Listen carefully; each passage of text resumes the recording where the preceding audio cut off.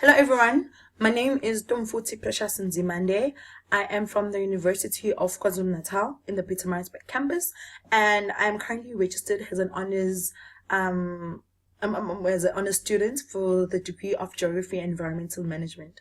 So right now, this talk that I'll be giving is about human evolution. So I hope that through this short talk, you'll be able to understand where did we humans actually come from, or where did we evolve, and to also provide you with a brief history about human evolution. So if you look here at our hierarchy of models, the talk that I'm giving falls under this section that I circled, which is under climate changes, ice ages, and evolution. So most of the time when we think of human evolution, there are different types of questions that we think of, such as who are we? We as being humans, where did we come from? Are we continuing to evolve? And why is Earth such an habitable planet as compared to other planets that actually exist? So, but before you are able to answer these questions and to be able to understand them, you must be able to understand the different concepts, the different concepts of evolution that exist. These concepts include evolution, climate change, gene frequencies, and under it you have mutation, outbreeding, natural selection. And of course, through understanding these three concepts, you are much more able now to sit down and start discussing human evolution. So evolution in itself. There are a lot of ways in which people describe it. However, the most general term that we use is evolution is described as the change in species due to natural selection over geological time. So one guy that we know of that was famous for his different types of theories and different types of examples that he used to actually explain evolution was Charles Darwin. So, and one example that I like the most that I'd like to share with you is the one with the peppered moth. So during the 19th century, Charles Darwin and other people they used to think of the peppered moth as being white, hence generation 1, because it was mostly populated by white moth.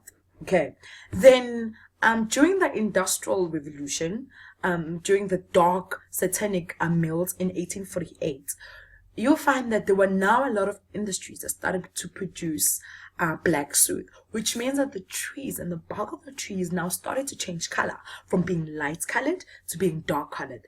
That means, generation 2, that the black moths were now less likely to be seen and to be eaten, whilst the white moth were more visible and were mostly eaten compared to the black moths. And however, this started to change again during the environmental law, which was changed in 1956. And with this, it came that the black moths now were starting to also decrease because the level of the amount of air pollution that was produced now started to be decreased and to be limited, and it was more controlled by the environmental law that we had. So if you look at this graph over here, it's the blue which represents the temperature at the poles, with the red representing the atmospheric carbon dioxide levels. So if you look at the first part of it from here to the African hominids, just before they started, you look here that during the demise of dinosaurs, the temperature was a bit fluctuating, which means that it will decrease a bit, increase, then decrease. It was because of the recurrent ice ages that was separated by brief warm periods, which decreased the temperature at the poles. And when the African hominids starting to evolve, which is about 5 million years ago, right about here, you look here that about 3 million years ago, that's when they started. Look at the temperature. The temperature at the poles was fluctuating. And then the most important part that I like is just this part here, about 400,000 years ago to the present times. And this little space here is made bigger by this graph here, the smaller graph here. So if you look at this graph, you actually see that temperature at the poles and the atmospheric carbon dioxide levels. So the CO2 levels, which is the one on top, it was much more higher, and it was also fluctuating, increases and decreasing, which was separated by ice ages and also separated by warm periods. So you can able to see that the temperature at the poles, or the CO2 levels, they correlated with the with the temperature at the poles. Wait, the CO2 levels, they're correlated with the temperature at the poles. So has the CO2 levels increased, then you find that it was increasing because, and the temperature at the poles would also increase. When we think about humans and where did we come from, and then we will look at this graph here, that about 8 million years ago we had a common ancestor of humans and great apes. Okay, but however, in about 7 million years ago, they started to separate into two groups. The first group was the hominini group, and the second group was the gorillini. With the gorillini group, they had the African great apes, which were separated again into three, such as the chimpanzee, the bonobo, and the gorilla. And if you look at the hominini group, that's where you find the Homo sapiens, Homo erectus, and Homo habilis, together with the Australopithecus, Afarensis, and Africanus. So when we think of humans and we think of our common ancestor, this little fellow over here, or the primates, are actually mammals with two distinct features that allow them to succeed in insects eating environment, because they had the grasping toes and fingers here to hold them to branch to be able to get more food, and they had binocular vision. So that is why that this animal has been said to be our ancestor, or to be our distant cousin, I would like to call it, together with the apes. So the primates order is divided to two suborders, the lower primates and the higher primates, which include the humans. So now that we have that background about who is our common ancestor, our distant cousin, that we like to term them, I want you to think of our common ancestor, the primates being, in this case, has this tree over here at the back of the tree. Okay, that is where we came from. That is our primates. And the contemporary animals, which is us and the apes, and the different types of groups, subgroups, we are the branches up here, right? Where are we now? We are those boundaries. However, the fossils that have been found, that we're going to be discussing now in the next section, have been provided slowly by slowly, have been providing us with the missing pieces to actually understand where did we come from. So if you look at this diagram over here, you're going to look that there are a lot of pieces that are missing. So if you look in between these trees here, you can actually see there are a lot of pieces that are missing. And the contemporary animals, so far we only know of the lower primates and the higher primates, which is the gorillini and the hominini group.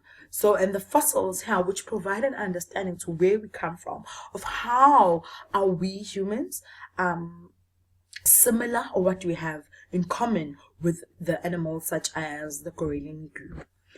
And one of the big debates that we have, or the big talks that we have around human evolution, is the talk of human versus apes. So there are many differences in the skeletons of apes and humans that are related to the method of locomotion and their change in brain size.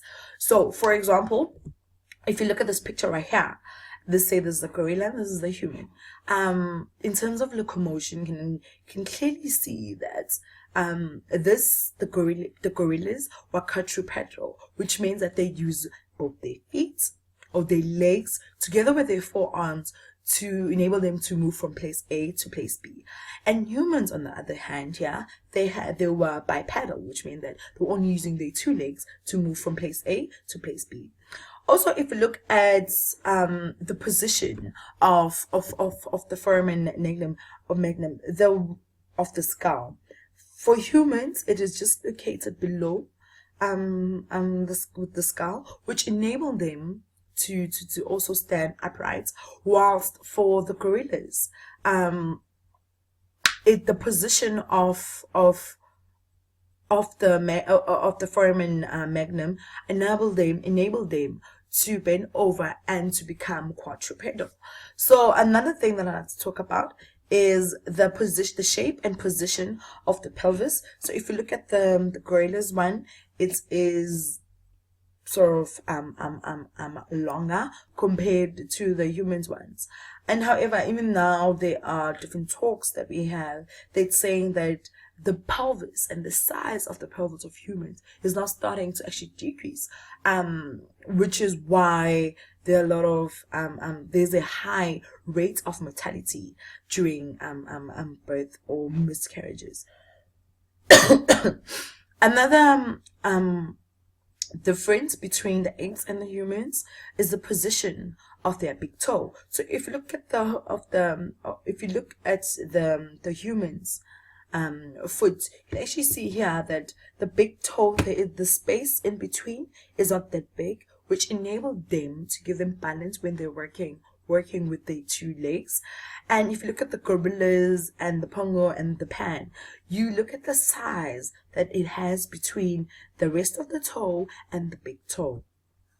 So in terms, we already now discussed the different types of the differences that are found between the apes and the humans or the Homo species. So now the Homo species was actually only starting to evolve about 2.5 million years ago, which had a much more complex and larger brain size and smaller brow ridges. So there are different, if you look at this timeline here, there are different types of homos or that have actually evolved, which such as the Homo erectus, the Homo habilis, also including the Australopithecus afarensis. So just in brief sense, Australopithecus africanus was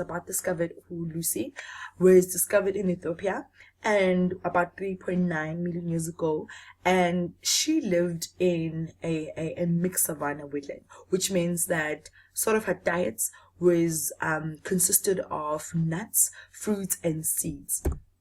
Next we have the Homo habilis, or the handyman that we have. He was named handyman because he had the tool making ability, which came with a corresponding ability to actually hunt for food, which means he was now able to manufacture tools that required intelligence, and he was able to use both of his hands to mold and to use the different tools that he had. An upright man, which was about 2 million years ago to 200,000 years ago, he also moved into Asia and Europe from Africa. So has similar with handyman, upright man was starting to evolve. So he was making much more complex tools compared to the other species came before him. Then we have Homo sapiens, which is us, which consists of the wise men. We actually started to evolve about 400,000 years ago until the present times. So after that we have the tuber catastrophe, which means that we were also nearly extinct as humans. However, we're going to look at that in the next section. The Homo neanderthal, which lived about 400,000 to 40,000 years ago. So the Homo neanderthalian was one of the species, I think, that made us think that it's not only Homo sapiens who actually bury their loved ones or their dead and actually mark the graves. Homo neanderthal were found to actually also bury their dead, to wear clothes and to make fire. Homo naledi, which was discovered in 2013, also buried their dead, which means that Homo sapiens, we were starting to evolve also from these species such as Neanderthal and Naledi. So, as we mentioned earlier on, that human beings were nearly extinct.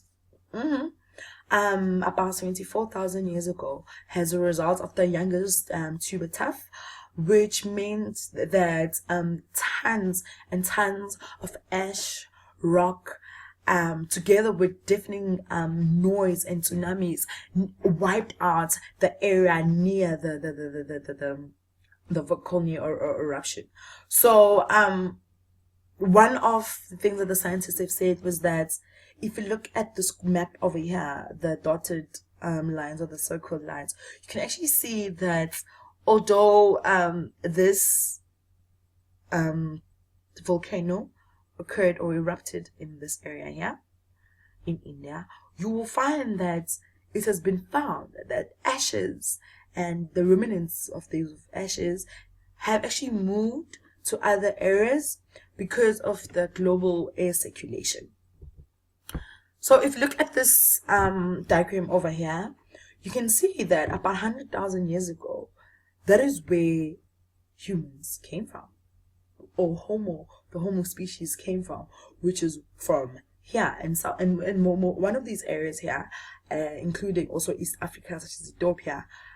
South Africa was also one of these countries whereby these homos started off or were discovered, and then after some years they moved to other areas, the North countries, about 60,000 years ago, and so forth, which caused, or which made South Africa one of the special places that we have in terms of human evolution, because of the cradle of humankind that we have in which is part of the World Heritage Sites. So we've already mentioned Australopithecus africanus.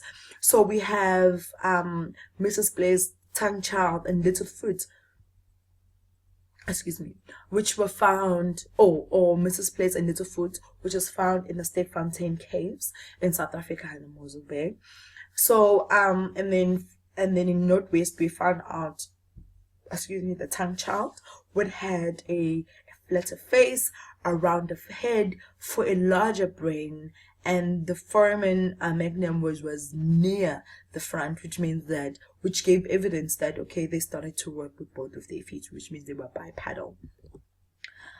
In combination with the cradle of the humankind, the Cosine group, or the Cosine people, are one of the oldest people that are found in the world, that were first in the world, and these people are actually found here in South Africa and in Northern Cape. So these people here, they are very indigenous. So just by looking at how they lived, they provide the direct, or the piece of the missing link that provided how we humans, or how Homo sapiens evolved from the Homo or the upright man.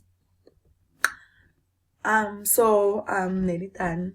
One question I want to ask you is, do you think that we humans are still evolving?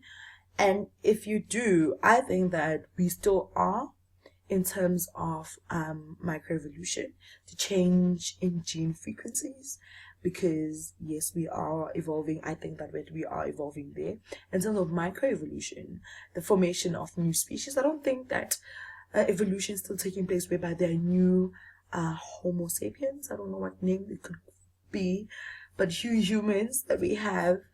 And I think one of the two reasons that I think we are evolving is because, one, the antibiotic resistance in bacteria. So do you notice that sometimes when your doctor gives you, or your nurse gives you antibiotics, they tell you that you have to finish your treatment, right? And then, because most of the time, if you don't finish your treatment, let's say you stop taking the medication just because you feel better, but then if you start taking them again, just let's say you're not feeling well again, you start taking them again, they will not work, because now the bacteria has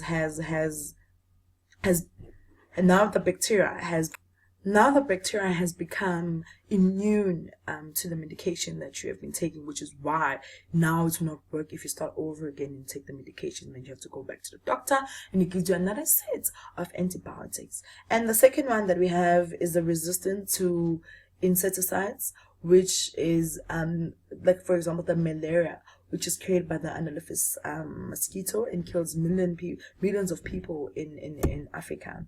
So in summary, climate change, one of the factors that actually drive evolution, as we already mentioned with the pipid moth, and how the different types of how we actually evolved from the primates, and why there was a separation between apes and humans.